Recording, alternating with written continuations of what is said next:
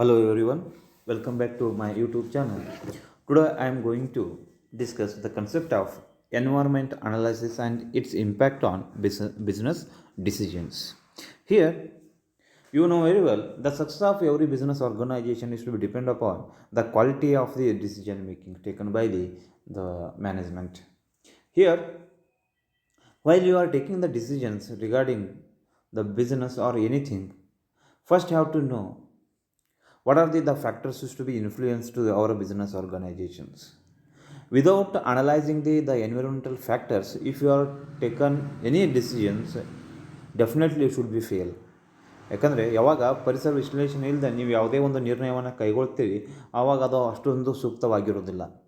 That's why for taking the decisions, you first have to go for the environment analysis. And here, what are the impact of the environment analysis on business decisions? Here, let's move to the different impacts here. The systematic and scientific decision making process. Suppose here, any business organization, they concentrate on the environment analysis, definitely, then the decision must be very systematic and very scientific. ಯಾವಾಗ ಯಾವುದೇ ಒಂದು ನಿರ್ಣಯವನ್ನು ಕೈಗೊಳ್ಳೋಕ್ಕಿಂತ ಮೊದಲು ಅವರು ಪರಿಸರದ ಬಗ್ಗೆ ವಿಶ್ಲೇಷಣೆ ಮಾಡಿದ್ರು ಅಂದರೆ ಆವಾಗ ಯಾವುದೇ ಒಂದು ನಿರ್ಣಯ ಏನಾಗಿರುತ್ತೆ ಕ್ರಮಬದ್ಧ ಹಾಗೂ ವೈಜ್ಞಾನಿಕವಾಗಿರುತ್ತೆ. And here the particularly the environment analysis is to be undertaken in to 4 stages. First one is scanning, second one is monitoring, third one is forecasting, then last one is assessment. By applying these stages, you have to go for the environment analysis. And here, during these stages, both internal as well as external factors, that is the micro and macro environmental factors, is to be considered, and you have to observe and the monitored. And here, based on such conclusions, the decision making process is to be carried on the by observing the particular factors, and after concluding the particular factors, you have to take the decisions. ಅಂದರೆ ನಿರ್ಣಯವನ್ನು ಯೋಚಿಸದೆ ಮನ ಬಂದಂತೆ ನಾವು ತೊಗೊಳಿಕ್ಕಾಗೋದಿಲ್ಲ. ಅಲ್ಲಿ ನಾವು ಏನು ಮಾಡಬೇಕಾಗುತ್ತೆ ಅಂದರೆ ಒಂದು ನಿರ್ದಿಷ್ಟವಾದ ನಿರ್ಧಾರಕ್ಕೆ ಬರೋಕ್ಕಿಂತ ಮುಂಚೆ ನಾವೇನು ಮಾಡಬೇಕಾಗುತ್ತೆ, ಇಲ್ಲಿ ಪರಿಸರಕ್ಕೆ ಸಂಬಂಧಪಟ್ಟಂಥ ಕೆಲವೊಂದು ಅಂಶಗಳನ್ನು ಗಮನದಲ್ಲಿಟ್ಟುಕೊಂಡು ಅದರ ಮೌಲ್ಯಮಾಪನ ಮಾಡಿ ನಾವೇನು ಮಾಡಬೇಕಾಗುತ್ತೆ, ಇಲ್ಲಿ ಡಿಸಿಷನ್ಸನ್ನು ತಗೊಳ್ಬೇಕಾಗುತ್ತೆ. Then only it's possible. Whenever any business is to be go for the environment analysis, it leads to the systematic and scientific decision making process. Then the second one is there to develop broad strategies and long term plans. Here, if you want to develop the broad strategies and long term plans, you must be go for the environment analysis. ಅಂದರೆ ಯಾವುದೇ ಒಂದು ನಿರ್ಣಯವನ್ನು ನಾವು ಕೈಗೊಳ್ಳಬೇಕಾದ್ರೆ the decision must be based on the long term plans. ಅಂದರೆ ನಾವು ದೀರ್ಘಾವಧಿಯ ಯೋಜನೆಯನ್ನು ಆಧಾರದ ಮೇಲೆ ನಾವೇನು ಮಾಡಬೇಕಾಗುತ್ತೆ, ಆ ರೀತಿಯಾದಂಥ ಕಾರ್ಯತಂತ್ರವನ್ನು, ಆ ರೀತಿಯಾದಂಥ ನಿರ್ಧಾರವನ್ನು ನಾವಿಲ್ಲಿ ಕೈಗೊಳ್ಳಬೇಕಾಗುತ್ತೆ. That should be called as the broad strategies and the long term plans ಅಂತ ಕರಿತೀವಿ. And here the particularly the decisions, normally the decision is to be classified into two. One is to be routine and second one is strategic. ನಾವೇನು ಮಾಡ್ತೀವಿ ಅಂದರೆ ಈ ನಿರ್ಣಯವನ್ನು ಕೆಲವೊಂದು ಇದ್ದಂಥ ನಿರ್ಣಯವನ್ನು ಎರಡು ವಿಭಾಗಗಳಾಗಿ ವಿಂಗಡಣೆ ಮಾಡ್ತೀವಿ. ಒಂದು ದಿನನಿತ್ಯವಾದಂಥ ದೈನಂದಿನಕ್ಕೆ ಅಂತ ಕರಿತೀವಿ. ಅದೇ ರೀತಿಯಾಗಿ ಸ್ಟ್ರಾಟಜಿಕ್ ಅಂದರೆ ಏನು, ಕೌಶಲ್ಯಾಧಾರಿತ, ಅಂದರೆ it should be very systematic one. ನಾವು ಏನು ಮಾಡ್ತೀವಿ, ದೈನಂದಿನ ಅಂದ್ರೇನು, on spot without knowing anything you can take the decisions, right. But strategic ಅಂದರೆ ಏನು, first you have to know the fact, what is the fact, based on that fact you have to take the decisions. That should be called as the strategic decision making ಅಂತ ಕರಿತೀವಿ. And here the decisions should be take frequently and it should be continuously. ಯಾಕಂದರೆ in case of the business ಅಂದಾಗ it may be expansions, diversification ಇರ್ತದೆ, rising of long term capital ಇರ್ತದೆ.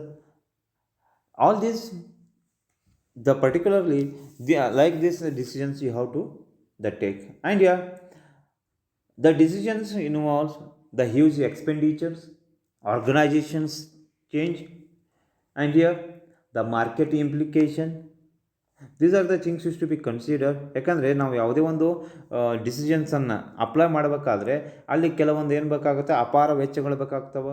ಅದೇ ರೀತಿಯಾಗಿ ಕೆಲವೊಂದು organise ಅಂದರೆ ಸಂಘಟನೆಯಲ್ಲಿ ಬದಲಾವಣೆಗಳಾಗ್ತವೆ, ಮಾರುಕಟ್ಟೆ ಪ್ರಭಾವ, ಈ ರೀತಿಯಾದ ಅಂಶಗಳನ್ನು ನಾವು ಗಮನದಲ್ಲಿಟ್ಟುಕೊಂಡು ನಾವೇನು ಮಾಡಬೇಕಾಗುತ್ತೆ, ಇಲ್ಲಿ ಪ್ಲ್ಯಾನ್ಸನ್ನು, ಸ್ಟ್ರಾಟಜೀಸನ್ನು ಇಲ್ಲಿ ಮಾಡಬೇಕಾಗ್ತದೆ.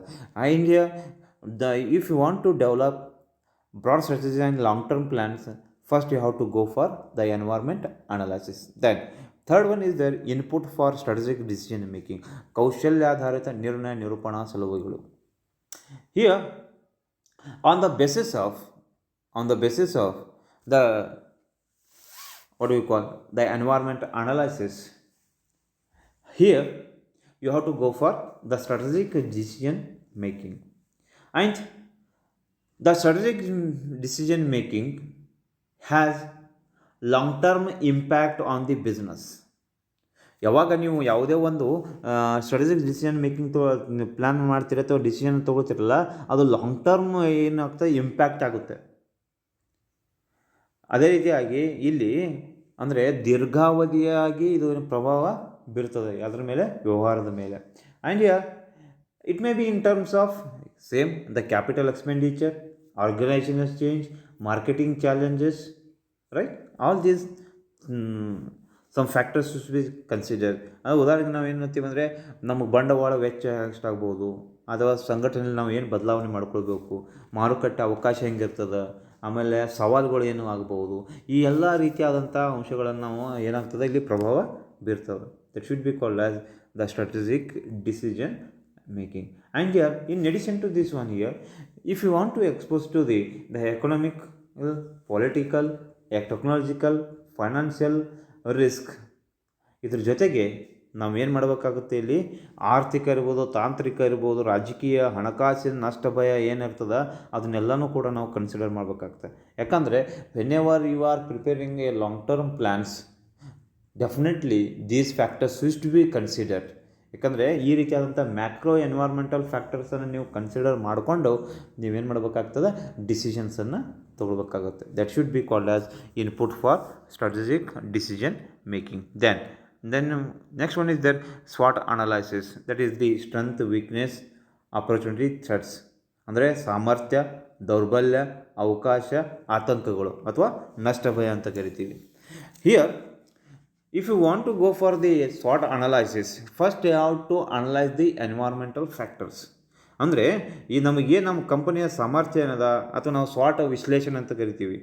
ಇದೇನದ, ದೌರ್ಬಲ್ಯ ಏನದ, ಸಾಮರ್ಥ್ಯ ಏನದ, ಅವಕಾಶ ಏನದ, ನಷ್ಟ ಭಯ ಏನದ, ಇದನ್ನು ನೋಡ್ಕೊಳ್ಳುವಾಗ first you have to know the environment analysis. Then only when you are go for the environmental analysis, it's easy to know what is the SWOT analysis of a company. ನಮ್ಮ ಕಂಪನಿಯ ಸಾಮರ್ಥ್ಯ ಏನದ, ದೌರ್ಬಲ್ಯ ಏನದ, ಅವಕಾಶಗಳೇನದವ, ಅಥವಾ ತೊಂದರೆಗಳು ಅಥವಾ ಆತಂಕಗಳು ಏನು ಬರ್ಬೋದು ಅನ್ನೋದನ್ನು ತಿಳ್ಕೊಳ್ಳಿಕ್ಕೆ ನಮಗೆ ಸಾಧ್ಯ ಆಗ್ತದೆ. That is the what you call SWOT analysis ಅಂತೇಳಿ ಕರಿತೀವಿ. Then developing dynamic organisations.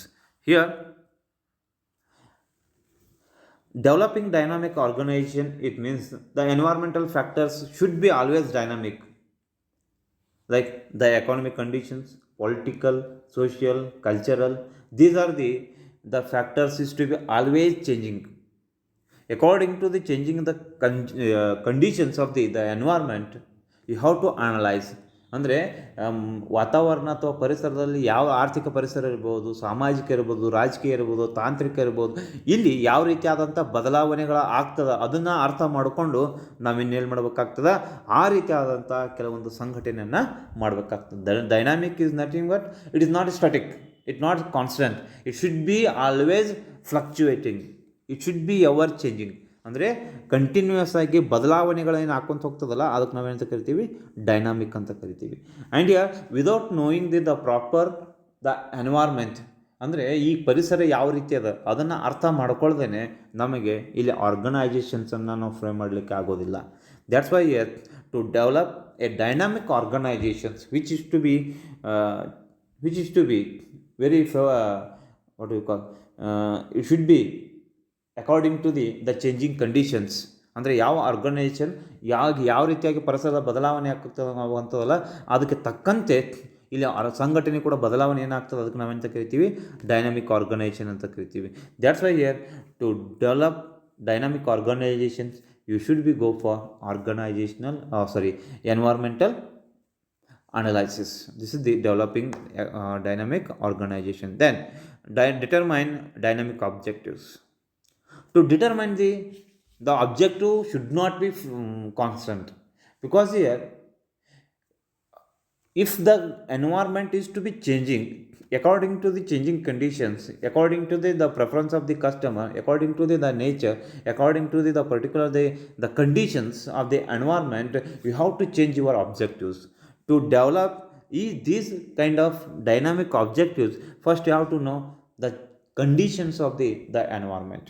ನಾವು ಯಾವ ರೀತಿಯಾದಂಥ ಸ್ಥಿರವಾದಂಥ ಉದ್ದೇಶವನ್ನು ಮಾಡಿಕೊಳ್ಳೋಕ್ಕಾಗೋದಿಲ್ಲ. ಇಲ್ಲೇನಾಗುತ್ತೆ ಅಂದರೆ ಪರಿಸರ ಯಾವ ರೀತಿಯಾಗಿ ಬದಲಾವಣೆಯನ್ನು ಬಯಸ್ತದಲ್ಲ ಆ ಬದಲಾವಣೆಗೆ ತಕ್ಕಂತೆ ನಾವು ಕೆಲವೊಂದು ಉದ್ದೇಶಗಳನ್ನು ಮಾರ್ಪಾಟು ಮಾಡ್ಕೋಬೇಕಾಗುತ್ತೆ. ಆ ಉದ್ದೇಶಗಳನ್ನು ನಾವು ಚೇಂಜ್ ಮಾಡೋ ಸಲುವಾಗಿ ನಾವೇನು ಮಾಡಬೇಕಾಗುತ್ತೆ, ಪರಿಸರದಲ್ಲಿರುವಂಥ ಸ್ಥಿತಿಗತಿಗಳನ್ನು ಅರ್ಥ ಮಾಡ್ಕೋಬೇಕಾಗ್ತದೆ. That's why here to develop or to determine the dynamic objective you should be go for the environment analysis. Then cultivate competitiveness. Here without competitions you should not be survive in the market. ಅದಕ್ಕಾಗಿ ಇಲ್ಲಿ ಏನು ಹೇಳ್ತೀವಿ ಅಂದರೆ, ನೀವು ಇಲ್ಲಿ ಯಾವುದೇ ಒಂದು ಈ ಸ್ಪರ್ಧಾತ್ಮಕ ಪರಿಸರದಲ್ಲಿ ನೀವು ಫಿಟ್ ಆಗಿರಬೇಕಾಗುತ್ತಂದರೆ ನಿಮ್ಮ ಪ್ರತಿಸ್ಪರ್ಧಿಗಳು ಯಾವ ರೀತಿ ಅದಾರ ಅಂತೇಳಿ ನಾವು ಏನು ಮಾಡ್ಬೇಕಂತ ತಿಳ್ಕೊಳ್ಬೇಕಾಗುತ್ತೆ. ಅದನ್ನು ನಿಮ್ಮ ಕಾಂಪಿಟೇಟರ್ಸ್ ಏನಿದ್ದಾರೆ, you have to get the information of the competitors, then only you can stiff in the market. ಅದಕ್ಕಾಗಿ ನಾವು ಏನು ಮಾಡಬೇಕಾಗುತ್ತೆ ಅಂದರೆ, ನಿಮ್ಮ ಕಾಂಪಿಟೇಟರ್ ಯಾವ ರೀತಿ ಅದಾರೆ, ನಿಮ್ಮ ಕಾಂಪಿಟೇಟರ್ ಮಾಹಿತಿಯನ್ನು ನೀವು ತೊಗೊಳ್ಬೇಕಾದ್ರೆ you must be go for the environment analysis. Then to foresee the impact of socio economic changes at national and international level. ನೀವು ಯಾವತ್ತೂ ಕೂಡ ಏನು ರಾಷ್ಟ್ರೀಯ ಹಾಗೂ ಅಂತಾರಾಷ್ಟ್ರೀಯ ಹಂತದಲ್ಲಿ ಏನು ಸಾಮಾಜಿಕ ಇರ್ಬೋದು ಆರ್ಥಿಕ ಬದಲಾವಣೆಗಳೇನವ ಅದನ್ನು ಬಿಫೋರ್ ಅಂದರೆ ಅದು ಆಗೋಕ್ಕಿಂತ ಮುಂಚೆನೇ ನೀವು ತಿಳ್ಕೊಳ್ಬೇಕಾಗಿತ್ತು ಅಂದರೆ you must be go for the environment analysis. ಯಾಕಂದರೆ ನಮ್ಮ ಕಂಡೀಷನ್ಸ್ ಅಥವಾ ಪರಿಸರ ಯಾವ ರೀತಿಯಾಗಿ ವರ್ತನೆ ಮಾಡ್ತದೆ, ರಿಯಾಕ್ಟ್ ಮಾಡ್ತದೆ, ಅದನ್ನು ತಿಳ್ಕೊಳ್ಬೇಕಾದ್ರೆ ನೀವೇನು ಮಾಡಬೇಕಾಗುತ್ತೆ, environment analysis is to be very essential.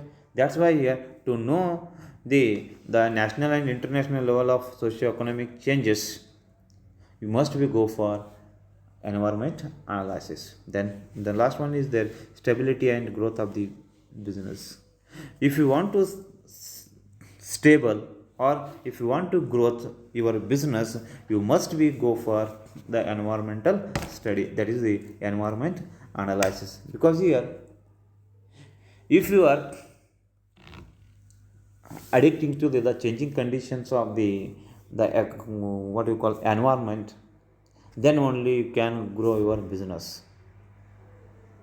ನೀವು ಯಾವಾಗ ಪರಿಸರ ಯಾವ ರೀತಿಯಾಗಿ ಬದಲಾವಣೆ ಆಕೊಂತ ಹೊಂಟದಲ್ಲ ಆ ಬದಲಾವಣೆಗೆ ತಕ್ಕಂತೆ ನಿಮ್ಮ ವ್ಯವಹಾರದಲ್ಲಿ ಕೂಡ ಬದಲಾವಣೆ ಮಾಡಿದರೆ ಮಾತ್ರ ನೀವು ನಿಮ್ಮ ಕಂಪನಿಯನ್ನು ನೀವೇನು ಮಾಡ್ಬೋದು, ಬೆಳೆಸ್ಬೋದು. ಇಲ್ಲ ಅಂದರೆ ನಿಮ್ಮ ಕಂಪನಿ ಏನಾಗುತ್ತೆ, ವೈಂಡಿಂಗ್ ಅಪ್ ಆಗುತ್ತೆ ಅಥವಾ ಕ್ಲೋಸ್ ಆಗುತ್ತೆ. ಅದಕ್ಕಾಗಿ to stability and for the growth of the business organizations, you must be go for the environment analysis. Because here whenever the use of the environment analysis is to be, you can get the informations regarding the changing condition in the environment.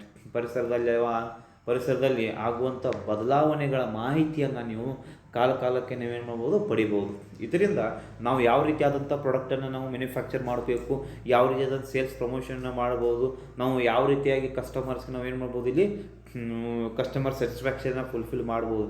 ಈ ಎಲ್ಲ ಇನ್ಫಾರ್ಮೇಷನ್ಸನ್ನು ನಾವು ತೊಗೊಂಡು ಅದಕ್ಕೆ ತಕ್ಕಂತೆ ನಾವು ಇಲ್ಲಿ ಕೆಲವು ಬದಲಾವಣೆ ಮಾಡ್ಕೊಂಡ್ವಿ ಅಂದರೆ then definitely the company is to be grow.